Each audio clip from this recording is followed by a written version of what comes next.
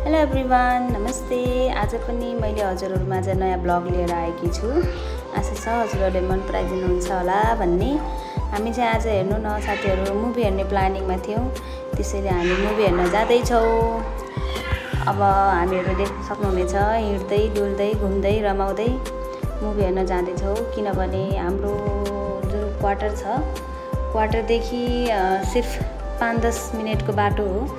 त्यसैले भिडियोहरु बनाउँदै सुट गर्दै बाबा छोराहरु हेर्न सक्नुहुन्छ मजाले हिँड्दै छन्। उतापारि मंकीहरु पनि छन् अनि हेर्न सक्नुहुन्छ गाइस। हामीहरु चाहिँ यसरी हिँड्दै उता अगाडि हो, हजुरले देखिरहनु होला उता सिधै अगाडि हो फिल्म हल।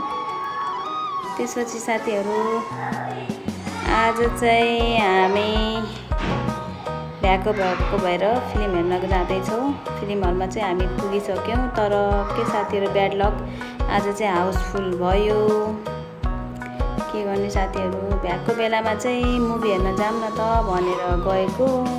किनभने यहाँ चाहिँ हेर्न गए पनि नगए पनि महिनाको 150 रुपैयाँ काट्छ, आइसी 150 रुपैयाँ। त्यही भएर हामी चाहिँ हेर्न गएको। ठिकै छ, केही भएन। आज नहेरे पनि हामी भोलि सन्डेको दिन हेर्न जाँदै छौं। अनि चाहिँ यसो हल्का फुल्का नास्ता लिँदै छौं, मोमो पिज्जा। त्यसपछि घर गएर हामी भात खाने नै हो किनभने अहिले चाहिँ यहाँको त्यस्तै 5 बजिसकेको थियो। अनि हजुरले हेर्दै जानु। पिज्जा चाहिँ एकदम यम्मी थियो है साथीहरु। पिज्जा बाबुलाई पनि मोमो चाहिँ एकदम धेरै पछि खाएको भएको कारणले मलाई मिठो लाग्यो अरे। हजुरले देख्न सक्नुहुन्छ एकदम इन्जोय गरी हातले चम्मचले खाँदै छन् बाबुले पनि।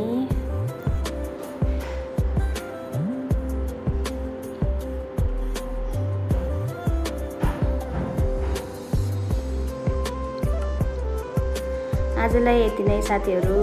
Thank you for watching this video. Bye by.